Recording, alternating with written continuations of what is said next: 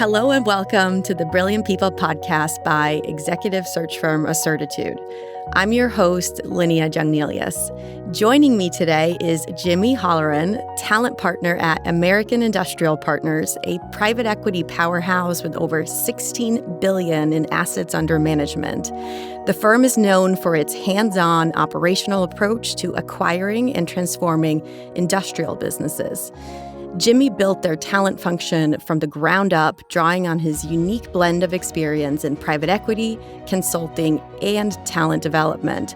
We'll dive into his career journey, AIP's distinctive operating model, and why human capital is the ultimate engine behind business success. Jimmy, welcome to the show.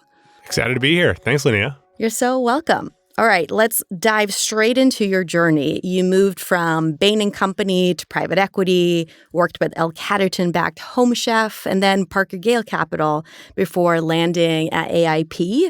What motivated each of those career moves for you? Yeah, well, so you're missing an important stop, which was my first job. I was a bartender for my dad's pub down in St. Louis. Yes. John D. McGurk's Irish Pub for those Irish pub enthusiasts and St. Louisans. And for my whole life, I have loved getting to know people. In college, I was a philosophy major, thought I was going to be a lawyer. Made a pivot to business, and kind of the best job I can get out of school as a philosophy major was in telecom sales. I worked for a telecom company, Nortel, for a few years. They went bankrupt. Probably should have sold a few more phones. And I made the obvious pivot to join the Teach for America program and teach sixth grade math. From there, went to business school and kind of followed the crowd to Bain & Company. So as I was at Bain, no one will ever say that Jimmy Holloran was the best consultant in the world. But what I loved about that job was helping a group of people understand what they needed to do to change their part of the organization to help the broader organization get better. At the senior level, C-suite, the partners are working on some sort of change of direction, and I'm working in some sort of business unit like procurement or IT or the commercial team. And my favorite part about my job was helping them figure out what they had to do differently. And I remember talking with one of the early investors at Home Chef. And at the time, I wasn't looking for a job at Home Chef, but I was describing what I really liked about my work. He said, "Well, I think you like HR." I was like, "Well, that doesn't seem right because those are like the nice ladies down the hall that help me with my benefits questions." And he's like, no. Like, let me explain to you how I, as an investor, think about strategic HR. And he basically kind of described the job I do today. And I was like, that's really interesting. So he introduced me to the CEO of Home Chef. He was an early investor of Home Chef. At the time, Home Chef was L. Catterton backed and about $100 million business. I joined the team in a strategy capacity inside the HR team, doing things like optimizing how we were hiring. Home Chef was a meal kit delivery company, prepackaged ingredients and with a menu card.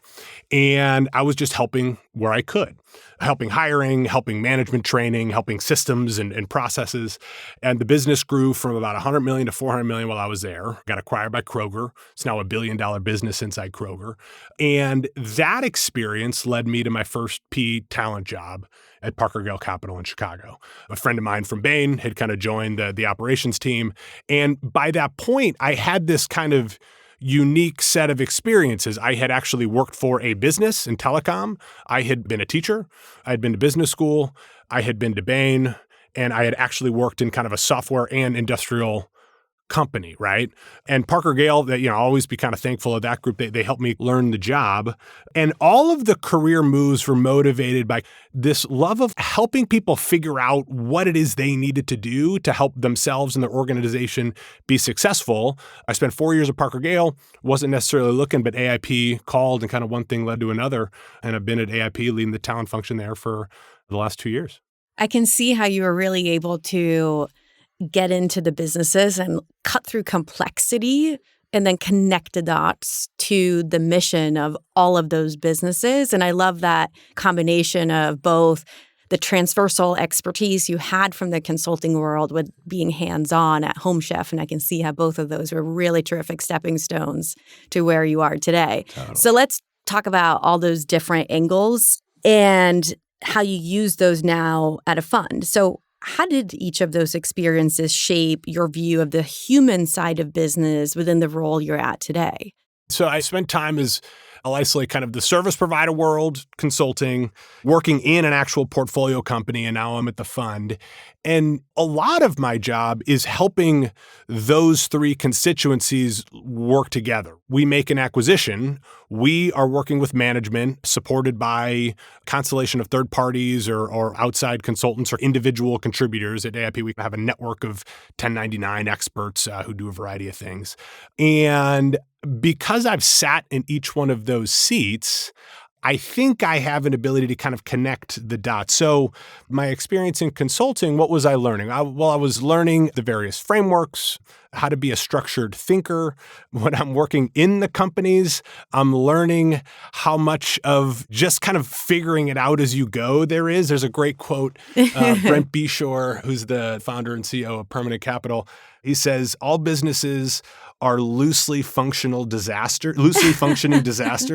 Some are profitable despite of it. And I have that kind of palpable sense of what it means for there to just be chaos around you as you're building a business, trying to improve a business. And oh, by the way, you have these investors who have a set of priorities. And now that I'm at the fund size, part of the job, or a big part of the job, especially when you're on the operations team, is to help a business stay focused on what's most important. Because there's a lot of things happening all the time, but there's only a few things that really matter in terms of the investment in trying to stay focused. So having empathy for the service provider who's frankly tends to be taken advantage of a little bit or is kind of like told what to do at the last minute. I have that feeling. The company who's dealing with a million things, the fund who's trying to keep focus on what's most important, and having that perspective helps connect the dots. So let's dive in even further into the AIP model, because as we know, every private equity fund has their own flavor, right? And could you just give us the quick overview so we also have that additional context? Yeah, totally. So the stats at AIP, so yes, and you said a little bit of it at the outset, $16 billion under management. We're currently investing out of our $5 billion Fund 8, which was raised October 2023. There's about 30 industrial businesses in the portfolio today. If you added them all together, it'd be 25 to 30 billion in revenue. About 80,000 employees. We are very focused on the industrial economy, but very diversified within the industrial economy. We organize our transaction team into verticals, so things like building products in aerospace and defense and capital goods and industrial tech and distribution, industrial services and maritime, probably forgetting a few, but kind of broadly distributed across. And the team itself, there's about 90 folks in the firm, in the wolf pack as we call it. I'll talk about that a little bit more later. And it's about a third transaction team, operating team, and then the various functions, finance, IR, BD. And importantly, I would say what makes us unique is a couple things. One, we say we invest in good companies on a bad day. There's a lot of firms that kind of specialize in, we're not quite turnaround, though that's our heritage, but good companies on a bad day. And we make investments where there can be what we call an operating agenda. I know we're going to talk about that a little bit later. And our transaction team and operating team operate fairly collaboratively together. So we define a deal team as both transaction professionals and operating professionals, all of us under the umbrella of investors. And collaboratively, we partner with management to prepare a plan. The deal's underwritten. You then partner with management to work through what the operating agenda is, and then you execute. And I think that collaboration of transaction and ops is one of the real hallmarks of the firm and allows us to be successful investing in good companies on a bad day. We've talked about that before, how you co-create those value creation plans very, very closely with your management teams. Yeah. So let's go there. How is that operating agenda a core part of your strategy? Yeah. Every one of our investors knows that the operating agenda is core to how we operate. We're very purposeful with that language. We don't call it a value creation plan. We call it an operating agenda. Semantics are important. The writing of the operating agenda begins in underwriting. And members of the operations team are part of that underwriting team. And in addition to the firm-wide IC meetings and in smaller group IC meetings, there will be separate operating team IC meetings where senior operators will be allowed to kind of look at deals at the early stages and make suggestions of where to look. So we'll have a sense by the time we get to the end, LOI, certainly by close, of what the key components of an operating agenda are going to be. What are the 7 things we're going to do to transform the business, double EBITDA, and make a 3 or 4 times return, right? Now, really important is we don't then hand that plan to management and say, go do it. It would probably be exaggerating to say that we tear it up once we own the company, but not a total mischaracterization. And what we do collaboratively with management, when I say management, I don't mean the kind of 5 most senior people at the company. I mean maybe 50 people inside the company, is we'll host an operating agenda workshop, maybe a month into the hold. There'll be whiteboards and dry erase markers, and we'll be asking them, hey, what are the things we need to do to make this business better? We will not present what we underwrote. We're building it from scratch with them. Sure, is there a little bit of nudging to where we think the value is? Absolutely. But are there things we uncover in that session that we did not uncover in underwriting? Absolutely as well. And we come out of those 2 days with a wireframe of a new 7 things, and then those 7 things are staffed. You have kind of a rough t-shirt size of value, and an AIP team member, a finance team member, and members of the operations and commercial teams organize around those 7 initiatives and build a plan. And then 6 months later, that plan's presented to kind of the broader firm. And this is our operating agenda, our agreement, AIP and management, to say, here's how we are going to take the hill, take the mountain, get our 3 times return, build a better business, and find a really great buyer. Now, a lot of firms say they do something like that. I think our model works really well. I love how much you're inviting them in. And then I think the second part is you're on site, you're in person. And so again, that relationship building that you're doing through the act of doing that and showing up in real life, right? Totally. IRL, is I think a huge advantage. And one more thing to add, like a lot of firms might use, and not to denigrate my old employer, but other firms might use a Bain or a BCG or a McKinsey to drive a transformation agenda. But it's important that for our firm's style of investing, that we are the ones leading that effort in partnership with management. And sure, there's going to be third parties helping us in each, but the transformation is driven by AIP and by management together, not a third party. And third parties are coming and doing a very important job accelerating certain elements of that operating agenda, but we're doing it together. Clearly, it's also working very, very well for you. AIP has a spotless record. I don't know about spotless, but yeah, a very good record. So what role does this Wolfpack culture that you keep referring to play into this success? And how can any leaders foster that mindset in their own firm and their own organization? Yeah. Well, one of the values of the firm, which, I think we do a pretty good job of living, is this idea of lead by serving. Certainly, we're going to come with a perspective. Certainly, we're going to push management. We expect that management's going to push back when there's disagreement but once we lock arms and say, hey, this is the plan, our job is to help as much as we possibly can. And it's to support management in driving this agenda. There is a relentlessness and doggedness of the firm. And I'll talk a little bit about one of our lead GPs a little bit later in the conversation, but there's a doggedness that defines us. Actually, when the going gets tough, we're going to run into the fire. And we're winning together. Literally, these words are used in the firm. We talk about subverting ego and pride. There's no hiding the ball. It's a firm of engineers. When something's not going right, we talk about it. And by talking about it, we can figure out how to get on the other side of it. So it's a combination of those things, which frankly, a lot of it is the values and the culture of the firm helping one another out. And then this no person left behind, like no company will fail under our watch. It's just how it works. And when you have that mentality, you can build a track record of never failing. Yeah. I love that idea of letting go of the ego so you get to the core issues, the core challenges, and inviting vulnerability, I think, really is what that does. And then, again, you just get to the root of stuff more quickly.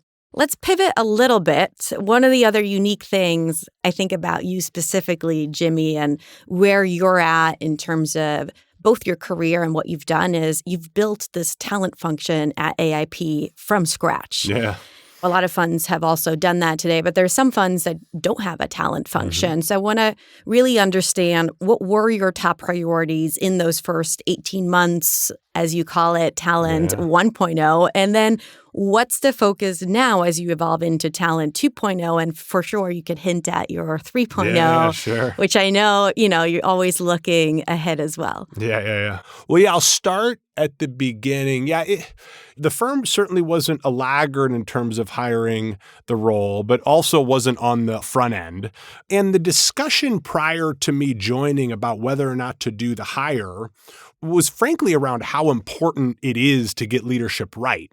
There were members of firm leadership that simply said, for something so important, how could we hire someone?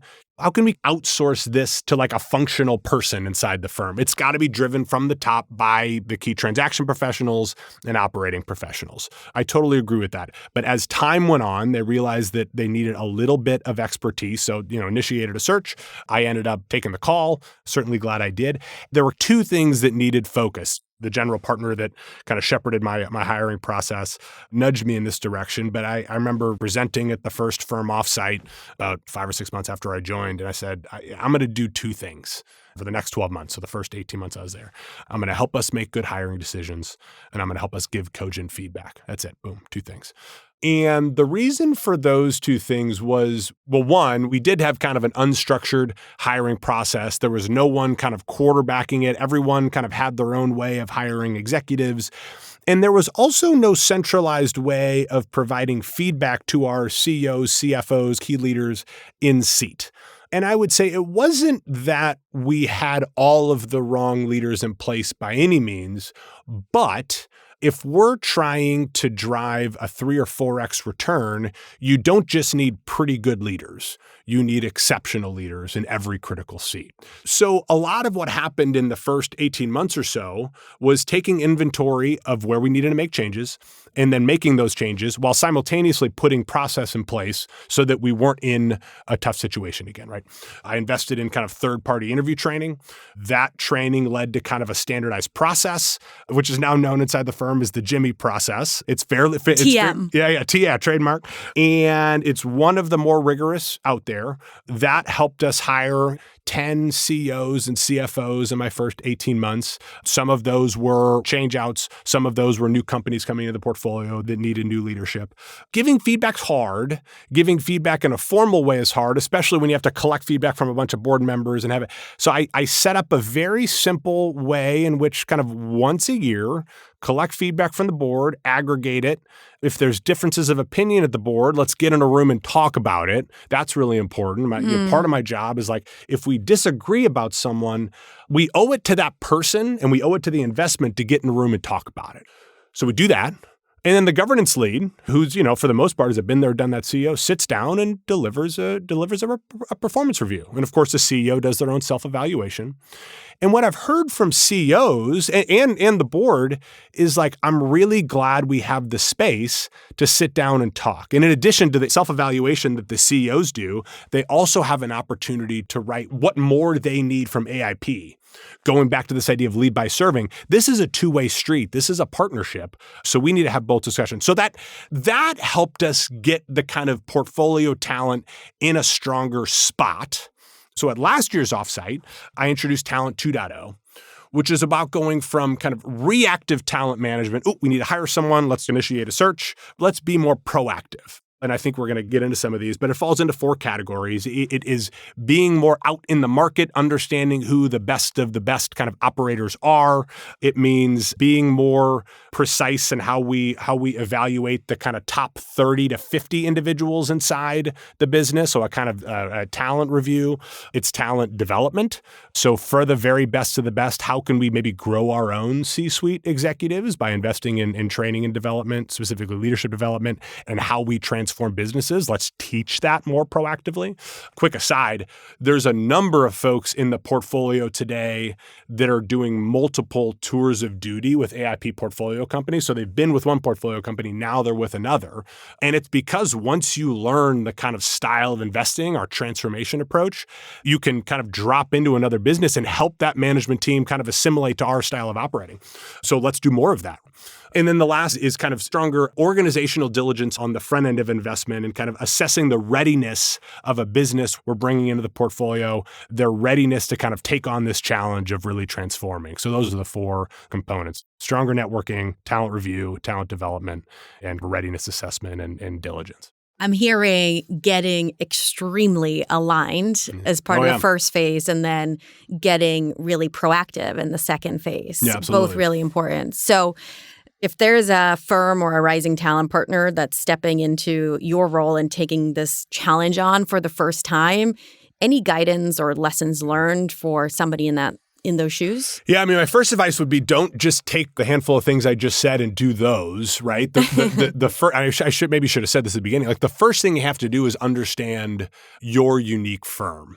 Meaning, a lot of what I described makes sense only because of our style of investing, how we have organized as a firm, the fact that we are industrials only, so there's a lot of similarities across the different companies. You may not build an academy program if it's hard to cross-pollinate across the portfolio, right? So you have to understand, where does your firm have an edge? And therefore, what does the talent strategy need to be? What do you need to create to force multiply that edge? So understand that. The other advice I would give is, as best you can, get in the middle of things. And what I mean by that is, when we make a new investment, I don't really ask, I just kind of join the deal team. I start showing up to meetings, they start CCing me on stuff. And they do that because I'm trying to kind of help accelerate our understanding of what's happening. The early parts of an investment, it's a lot of what is going on here. And once you know what is going on, you can make some decisions about where you go, right? Or how you change. And that's hard to do. And I like the fun of it, but those would be my 2 pieces of advice. Understand your firm before you make a plan. And then as best you can, get in the middle of things. Those are great points and something I've definitely heard before from others in your role. The part about where your firm is at today and what is its focus especially. Let's get into specific talent strategies. When it comes to management diligence, how do you quickly assess and strengthen leadership teams, especially with a focus on doing that in the first year of investment with confidence? Because we know the quicker you move, right, the better of an impact it has on IRR. Because of our style of investing, we invest in good companies on a bad day. There's often some targeted changes that need to be made. Not always, but a lot of times. One of the things we do is simply spend a lot of time with management. So that's both the transaction team and operations team. They're getting a feel for us. Some might say, whoa, this is a lot. This isn't quite for me. We do a lot of corporate carve-out work. And if you have been used to a corporate environment, this new environment might not be for you. The kind of clock speed of the organization is changing. So we spend a lot of time, make our own judgments. Also, what we're doing, what I'm helping the deal team do, we have a bit of an archetype for what makes our executives successful. What are the characteristics that make them successful? So we're kind of looking out for those. As we're building that operating agenda, we're building an assessment, not necessarily of, because, some people may have been successful getting an organization to where it is today. But as we build our plan, we need a group of people that are going to help us take the business to where it needs to go. And sometimes you might need to supplement or augment or make changes. And then what will we also do? We'll do a little bit of assessment, a readiness assessment, but that's much more about the organization as a whole and its readiness to kind of take on this challenge. I liken, this isn't just for AIP, this is like entering PE in general. If you're not a PE-backed company, you are acquired by a PE firm, it's kind of like in the English Premier League structure when you get promoted. Wrexham, right? Got promoted from League One into the Champions League. Yep. It's a new level of competition. So we're assessing the company for readiness of operating in this kind of new competitive landscape, this new set of priorities. I want to latch on to one word that you mentioned, which was archetype. Yeah. So when it comes to archetypes and candidate profiles, It's really key to, again, match that up against the style of the firm. Let's talk about, right, the number one hire that needs to be made, your CEOs, because without the right leader, none of the other stuff you talked about is going to happen. So how did you arrive at your archetype, and what have you found to be some of the traits or experiences that move the needle for AIP and the types of businesses that you work in? Yeah, one of the things I did my first year, and I'd also, anyone kind of new to a PE firm, I recommend doing something like this, is I ran a bunch of analysis of looking at the numbers, which of the CEOs were kind of the most successful from an IRR, multiple on invested capital perspective, and which were our least successful. If you run the numbers, you kind of get a top 10 and a bottom 10. And I got a group of senior leaders at the firm together and we did a workshop. Floor to ceiling whiteboards, right? And I had a little bit of content, maybe 10, 15 minutes of content, and shared with some of the data. Here are the top 10, here are the 10 that have struggled. All right, now your turn. I don't know any of these people.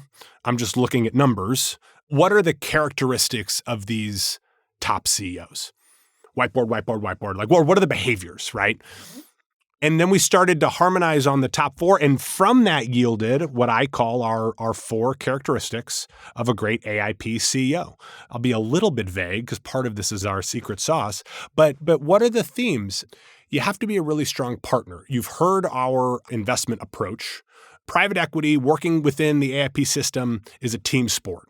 So as a CEO, you can't be a leave me alone, I've got this kind of CEO, but you also have to push back. So it's not like do what we say. It's like, let's have a collaborative partnership. Once we build the plan, you have to be able to drive execution of the plan. Can't let things slip to the next week. That was another kind of tenet. You have to be able to hold yourself and your team accountable. You have to have high standards for your own performance, high standards for your team performance. That's maybe classic across private equity. And the last, this might be a little bit unique to our firm. You have to understand the details of your business. We are a firm of engineers. We know the details. If you're a CEO that needs their CFO with them in every meeting with your investors, this might be a hard system for you to operate in. And now we kind of use those 4 to kind of define our searches. CEOs self-evaluate against those, and we drive to that. So those are the types of things we're looking for in our leaders. And it's not like you need to be an all-star at all 4 to be successful in our system. That's not true at all. There's plenty of, but you certainly got to have a good 2 or 3 out of those 4 to be really successful in our system. So we look for those things. I love that business partnership, really collaborative, surfacing, right, being transparent and really highly communicative. Yeah. Then bringing that executional energy and rigor, metrics driven, holding yourself and others accountable. Then being able to, when needed, really dive in, I'm sure, when there's challenges or areas or things that are, have some fires around them, and then also can go high level if they don't need to dive in and that sort of thing. When a change does need to be made, this idea around being proactive in executive recruiting, how do you approach hiring, and particularly for such a high volume of CEO and CFO searches, and the steps you've taken to standardize the process, get it more proactive, and what's been the improved outcome from that? The analogy I use is like a club on Friday or Saturday night. And behind the club, we're having a good time. We're transforming businesses. But outside the club, we're trying to figure out who the right people are to be in. And all stemming from your, your exactly, early exactly. days at the bar. Yes. Yeah, exactly. And I'm the bartender inside, right? You need promoters and you need bouncers, right? And those are very different people. You don't want your bouncers out there promoting. You don't want your promoters out the door. There have been relationships created out with recruiting firms or partners that we have longstanding relationships, and our deal leads know who their counterparts are inside those. So I'm kind of out of the equation, and they can get to know people in their marketplace. So our vertical leads on the transaction team are more proactive in the marketplace, just knowing the who's who in their individual sector, building products or aerospace and defense. Before we make a hire, we have a structured process by which we evaluate them. It's our job. And then at the door, we have the bouncers. You sit down and you do the kind of classic GH Smart style assessment. We have an individual or 2 that is very well calibrated to our portfolio now, who spends time before we make any significant kind of CEO, CFO hire. And that helps us, 1, make sure we are out there and we are known. And that's kind of a process. Because we're a firm of engineers, we haven't been all that loud about our success and people who kind of know about us, but we're not like a big brand name quite yet. So we're building that. You have to have a rigorous process, and you got to have someone at the door, because if you make that hiring decision too quick, it's very error prone. So you got to make sure there's checks and balances. Exactly. So let's talk through maybe an example, because I want to get to this idea that if you can get ahead of the search, it really does lead to significant performance improvements for the portfolio companies. So what's an example of a time where you were really able to just get ahead? This investment in particular happened to be a corporate carve-out. We do a lot of corporate carve-outs.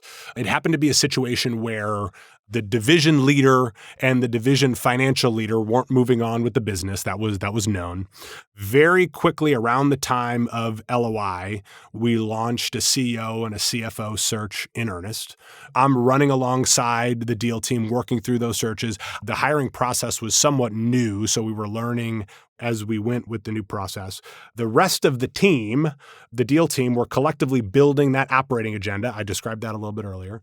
We ended up hiring a new person to us who we met through the search process. That person had a CFO from their network they were hoping to bring in, but we also had a kind of a set of candidates. So the CFO from their network went through our same process, ultimately earned the job. We brought in another key leader as well. All this happened between sign and close. So within a kind of a month after close, we had not a totally new leadership team, but a couple of key leaders, including a new CEO.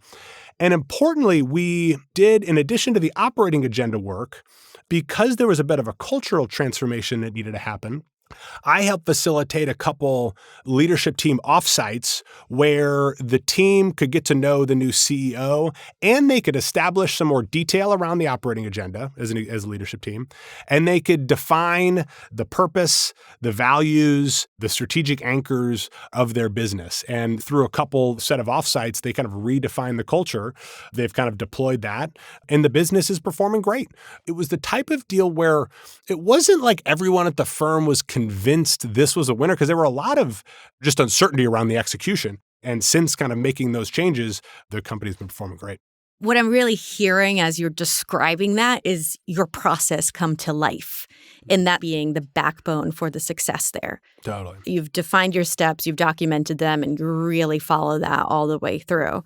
Shifting to a more exciting topic, perhaps, or not more exciting, but maybe more timely and relevant, right?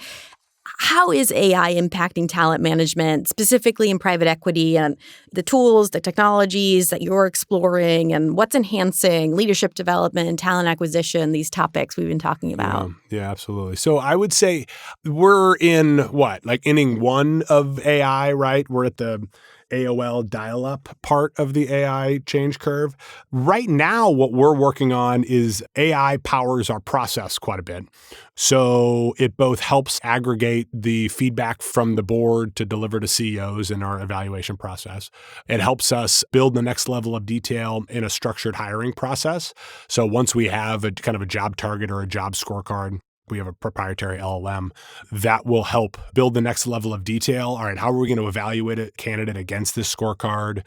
What do the interview guides look like? What are the questions underneath those interview guides? AI is helping to structure all that. So that's what we're working on now. And then in the future, we capture pretty good data throughout the process. And over time, AI should help in calibration. As we have more and more data of the candidates and then of performance, we can then start to reverse engineer what success sounds like in the assessment process. And AI can help us point out things around all right, so it wouldn't render a judgment necessarily, but it can help score a candidate on things like complexity of thought, what skills they're bringing to the table, their motivation, their fit, where we might not have evidence of their competency in a certain key outcome we're looking to drive or a certain competency.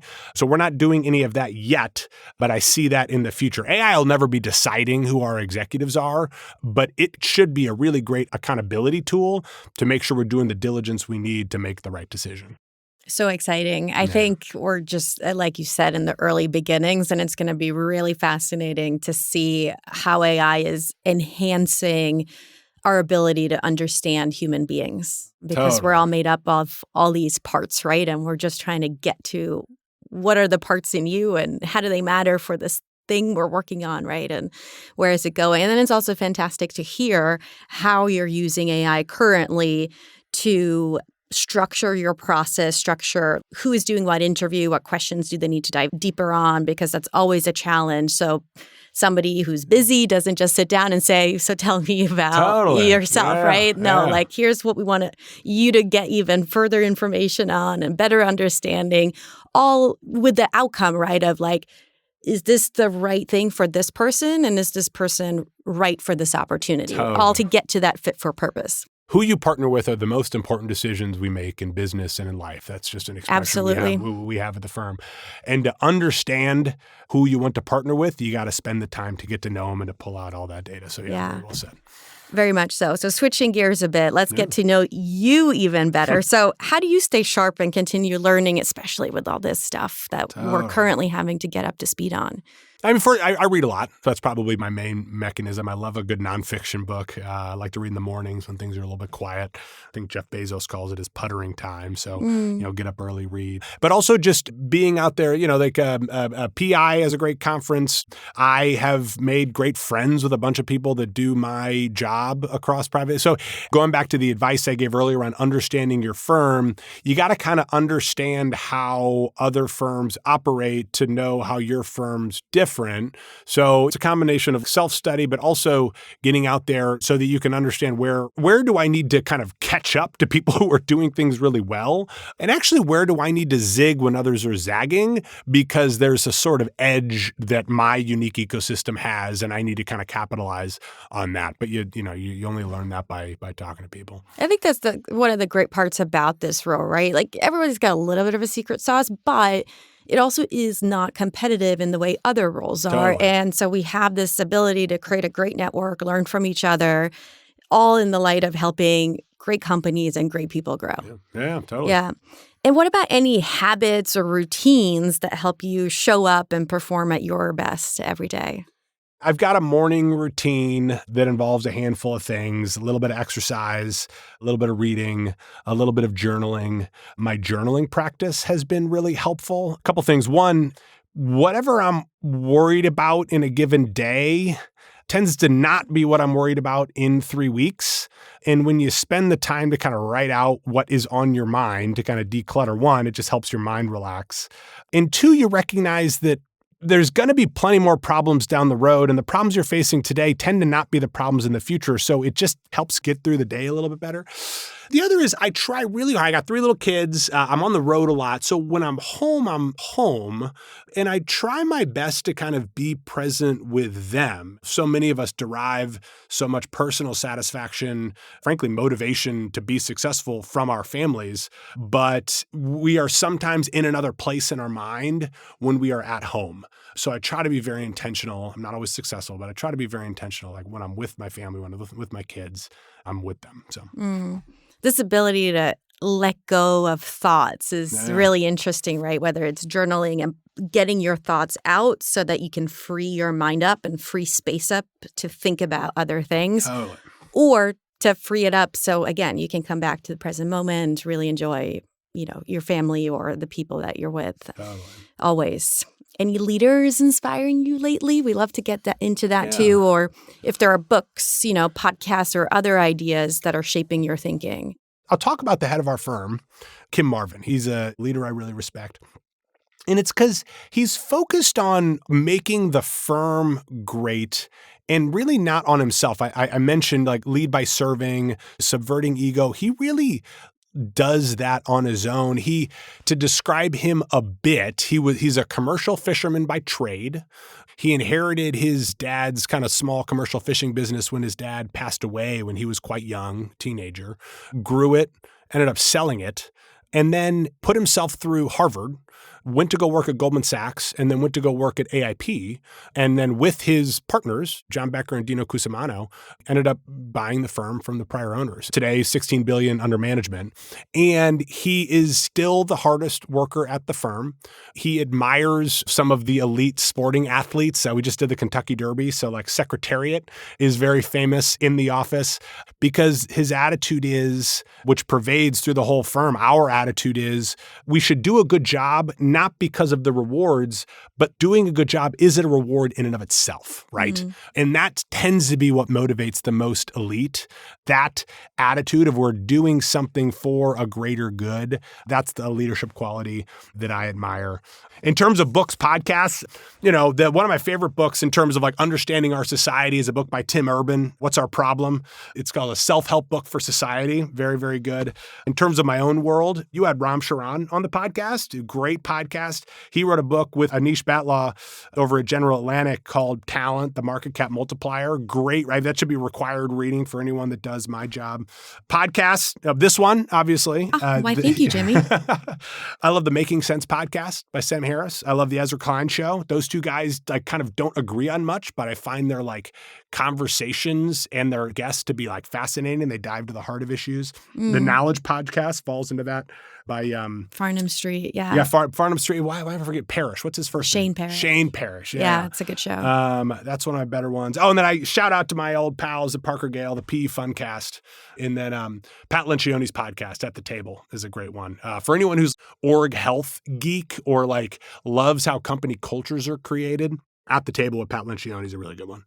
Great Rex. Yeah. All right, Jimmy, you made it to the end of the show. Yeah. So to wrap up, we like to define brilliance in a few ways. Like you said, businesses shine when people shine. So at Assertitude, our tagline is brilliant people at work. And that's what it's all about.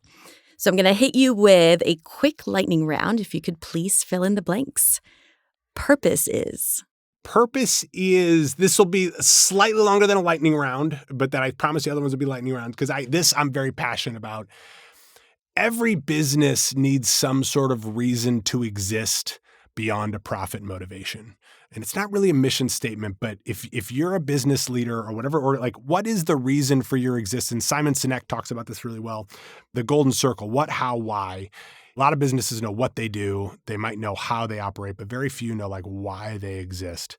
So to me, purpose is like, why does your organization, why are you here? What purpose is it serving? We all ought to be contributing in some way. I love that. I've seen Simon talk a few times, and specifically, right, it's all about when you talk about your company, like the order matters. Totally.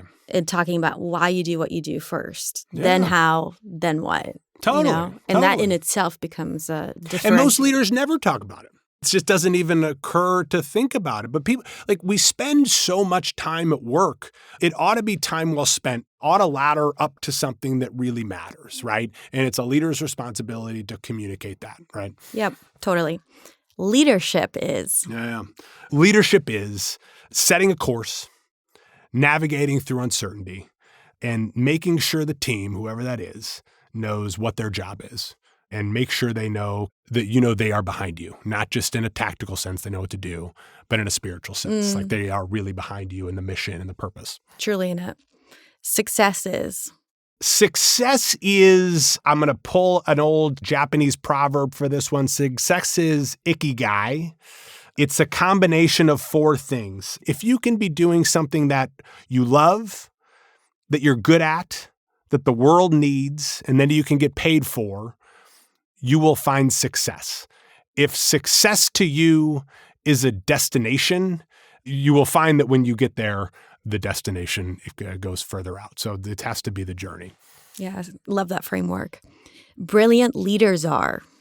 Brilliant leaders are visionary, determined, and empathetic. Brilliant talent partners are. Brilliant talent partners are, it's not really an adjective, but they listen. They are discerning. They know when to push, when to hold back, and they're scrappy. I perform at my best when. I perform at my best when I'm doing interesting work with people I care about, and my contributions are appreciated. Jimmy, that was brilliant. Thank you so much for sharing both your experiences and your insights and these stories today. We'll have to do it again sometime. That'd be great. Thanks, Lynette. Thank you to Jimmy Holloran of American Industrial Partners for joining us today. And I hope all of you walk away inspired to elevate your talent strategy and apply these insights within your organizations. And thanks to you, our listeners, for tuning in. That's it for this episode of the Brilliant People Podcast. I'm Linnea Jungnelius. If you found this conversation valuable, be sure to subscribe, rate, and review the show. And follow Assertitude on LinkedIn for the latest insights on how to lead and perform at your best. Until next time, stay brilliant at work and enjoy the journey, not just the outcome.